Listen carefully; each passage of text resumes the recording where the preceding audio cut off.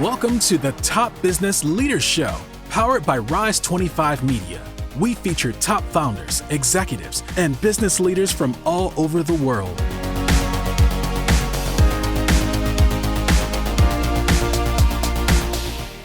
Chad Franson here, co-host for this show where we feature top restaurateurs, investors, and business leaders. This is part of our SpotOn series. SpotOn has the best-in-class payment platform for retail, and they have a flagship solution called SpotOn Restaurant where they combine marketing, software, and payments all in one.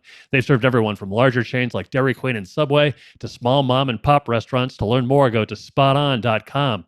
This episode is brought to you by Rise 25. We help B2B businesses to get ROI, clients, referrals, and strategic partnerships through Done-For-You podcasts. If you have a B2B business and want to build great relationships with clients, referral partners, and thought leaders in your space, there's no better way to do it than through podcasts and content marketing. To learn more, go to rise25media.com or email us at support@rise25media.com. Paul Allen is Nextbite's president and co-founder. He is a seasoned business leader and entrepreneur with over 25 years of experience spanning technology sales and marketing and product development. He's been a founder, investor, and board member of numerous venture-backed technology companies and led two tech startup accelerators, including one backed by Dan Gilbert, founder and chairman of Quicken Loans. Paul, thank you so much for joining me today. How are you? My pleasure. I'm doing well, Chad. Thanks for having me on. Good. So tell me, what is a virtual restaurant exactly? Great question. So there's a lot of terminology being thrown around as the restaurant industry evolves and responds to changes in behavior of consumers and in response to the COVID pandemic. And virtual restaurants, as we refer to them, pertains to restaurant brands that are available primarily through delivery, whether that's delivery through delivery service partners like Uber Eats and DoorDash, Grubhub, or directly from the restaurant. And so, that's somewhat distinguished from the term cloud kitchens. Although there are virtual restaurants and virtual brands being fulfilled out of cloud kitchens as well. Can you give us an example of, I know virtual restaurants is kind of a new thing, but maybe one that people might have heard of that's been a part of our lives and you just don't associate it as a virtual restaurant? Yeah, our brands, we have a couple of celebrity brands. One of them is George Lopez Tacos, which is gaining in notoriety and familiarity with consumers. Another one is Hotbox by Wiz Khalifa, the rapper. And, both of those are examples of brands that you can only order online. You're not going to go into a brick and mortar store and purchase those items. So those would be a couple. So you talked about those being your brands. I think you're talking about Nextbite. Tell me, Introduce us to Nextbite. What do you guys do? Sure. Well, so my co-founders and I started a company called OrderMark about 5 years ago. And it was really in response to a need that we saw in restaurants to simplify online ordering and to consolidate all the orders that they were receiving from upwards of 50 different delivery service providers. So you have the big ones like DoorDash and Grubhub and Uber Eats and so on. But then there are dozens and dozens of smaller ones. And restaurants at the time, and frankly, a majority still continue to struggle with this. If they sign up for more than one, then they have more than one printer or tablet computer that they need to monitor in a busy restaurant. It's very difficult for them to do that. So we started OrderMark to build a solution that would consolidate all the orders into one tablet and printer. And we're in many thousands of locations all over the country, in Canada and Mexico. A couple of years ago, we recognized that another opportunity to help restaurants of all sizes adapt to changing consumer behavior. This was prior to COVID. COVID's only accelerated things, but was this phenomenon of virtual brands and virtual restaurants. And it's deceptively simple to stand up these types of brands. In a lot of ways, we think of it as the e-commerceification of food. You have got to reach consumers online through a variety of different channels. You have to dialogue with those consumers and get their feedback and continuously improve the product that you're producing based on that feedback and the way that you're marketing it based on that feedback. And targeting takes on a new meaning as well, because you're essentially targeting consumers virtually online wherever they live. And so we recognize that this phenomenon was beginning to develop and grow. And so about 2 years ago, we started to invest in building our own brands. Today, we have about 18 virtual restaurant brands, several celebrity brands in the works, but we find restaurants and then qualified restaurants and then pay them to prepare food for our brands. And then we do all the quality control and all of the marketing on a continuous basis for the restaurants to make it very easy for them to make more revenue. Sure. Can you kind of give me a snapshot or take me through your online restaurant brand development process, like from start to, where they're going to when they're up and running? Yeah, sure. Well, the brand development, we have a sizable brand development team. The majority of them are based here in Denver, Colorado, where we have our R&D kitchen. We employ lots of chefs, lots of creatives, and brand managers for each of the brands. The process really begins with data. We have our own proprietary data, and then we license third-party data. But our goal with every new brand is to meet a latent demand in the market. And so we're continuously studying where there is opportunity to provide consumers with food that they don't currently have access to. And so it starts with data, but it's also informed by current trends. We have a team that's just analyzing social media trends and what's popular and what's emerging. And our brand development team takes those inputs and works with our culinary team and our supply chain team to develop brands that will be exciting and high demand among consumers, but are also easy for restaurants to prepare because it does not require them to purchase additional equipment. In most cases, it doesn't require them to purchase additional ingredients beyond what they already use in their on-premise dining. And so we go through an iterative process. If there is a celebrity involved, then typically they or their teams are very involved in the process.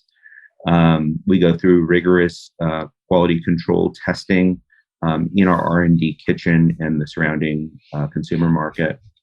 And then we have a go-to-market plan and launch process that engages our brand managers and marketers in promoting the new brand. So, a lot of the ways I determine where to go eat is I'm out with my wife and we walk by the place and we say, oh, we should go check that place out. Obviously, you can't do that with a virtual restaurant. How do you invite people to eat at a place that they've perhaps not seen? Yeah, a great question. As you can imagine, when we're talking about the e-commerceification of food, we're talking about reviews. And so whether those reviews are on Google or Yelp or on the delivery service provider sites themselves, that is the main way that consumers are making decisions about whether or not they should place an order at a restaurant they're unfamiliar with. There's, of course, familiarity that we can build through our marketing efforts. And so we have direct marketing, we have digital marketing, we have out-of-home marketing. For example, with George Lopez Tacos, we rented a couple of taco trucks and drove them around and gave consumers samples of the great product in the markets where it's available. So they could try it and then reorder on their own. But the name of the game is establishing credibility through a good product and word of mouth, through a quality, consistently good product. And You so also that's help why with packaging and things like that, brand design, what the food or what the containers look like when the food gets there. we do. Yeah, we have a supply chain team that works on both the food ingredients and the packaging, and provides support to each of our what we refer to as fulfillment partners. These are the existing restaurants in the market. We fundamentally believe as a company, and this really goes back to our DNA coming from the restaurant industry. One of my co-founders and our CEO, Alex Canner, his family has had a very popular deli in Los Angeles for over 90 years. And so from day one, our fixation has really been, how do we help restaurant operators to survive and thrive as consumer behavior changes? And when it comes to packaging, we have a team that's available to support each of our partners in getting the right packaging ordered. There's a lot of supply chain challenges right now across the country, and not just the restaurant industry, but everywhere. But we provide them with as much support as possible so that they can get the right kinds of packaging, and then the consumer can have the right experience when they receive the food.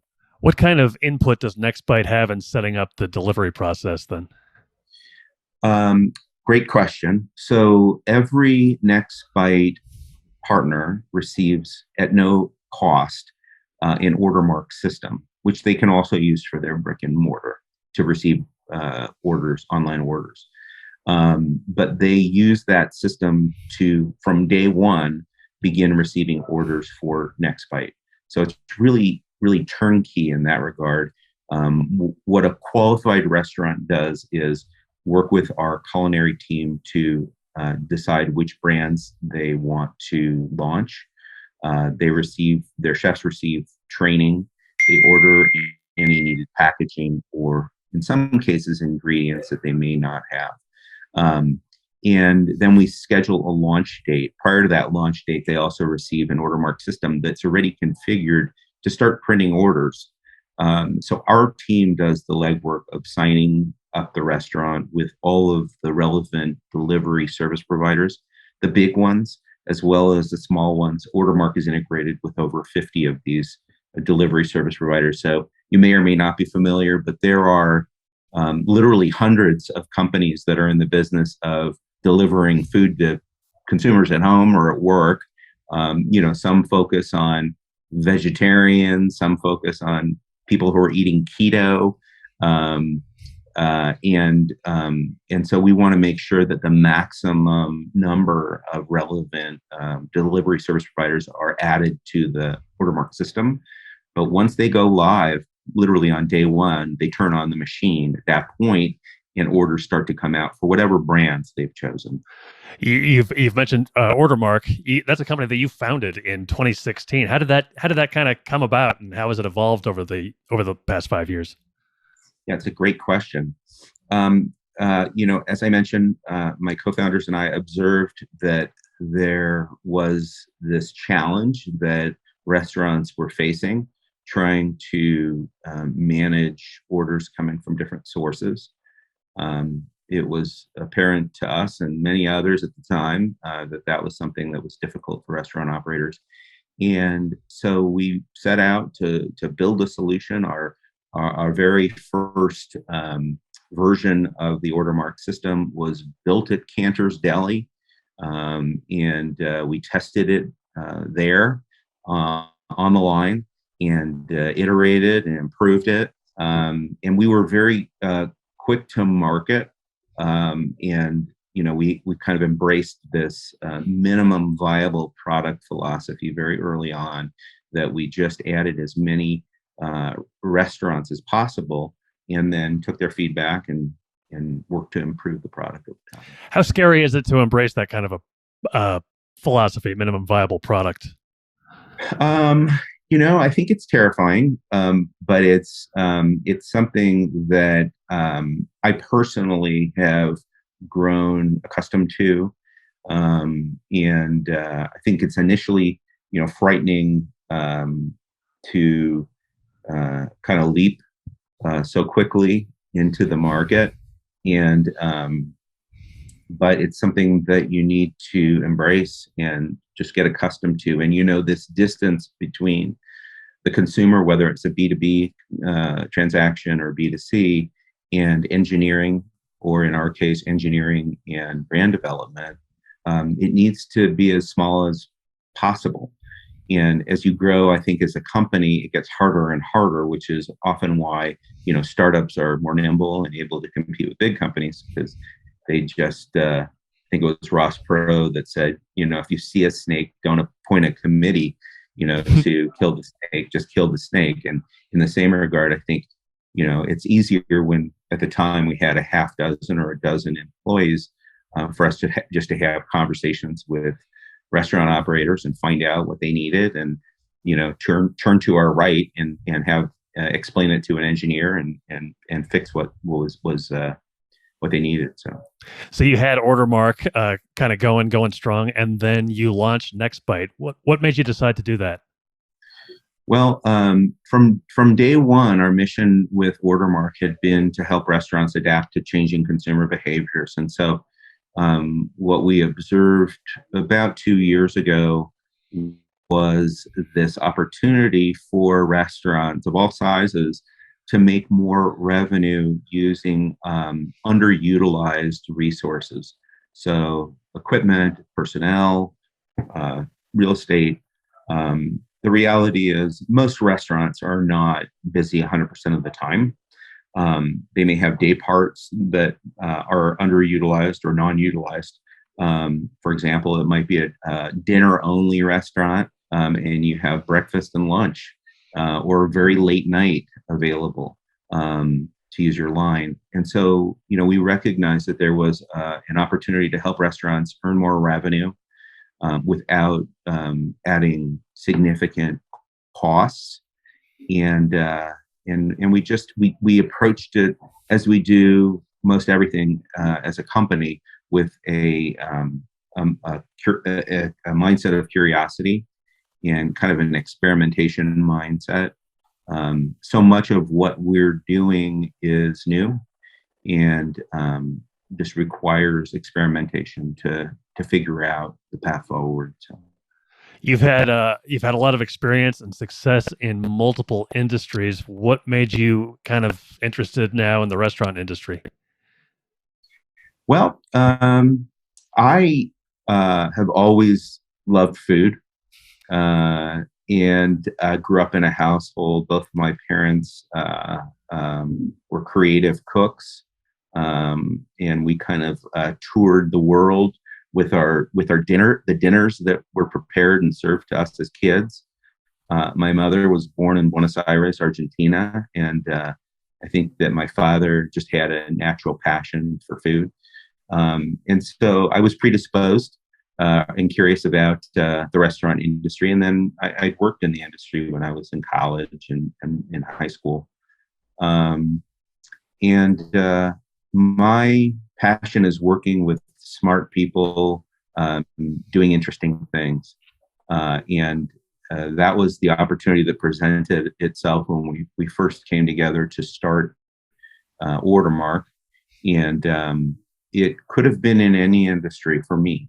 What was important was the quality of the people that I was working with and the problems that we were solving. But I love it, and I wouldn't change a thing. For me, what excites me the most about what we're doing is really helping restaurants, particularly in this time of the pandemic.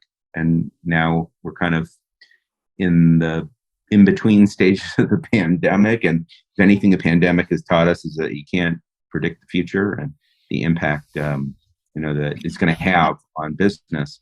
So I like the fact that we're helping Main Street restaurants, we're helping neighborhoods retain their restaurants, which I think add texture and quality of life to the people who live there.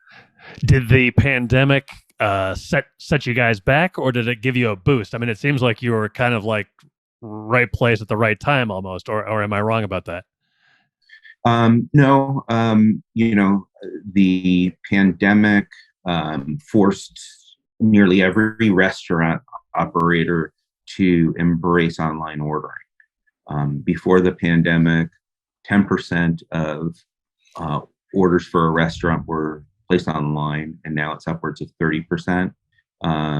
So, I distinctly remember conversations with restaurants when we first started OrderMark, and they would tell us, thanks, but no thanks. I'm not interested in online ordering.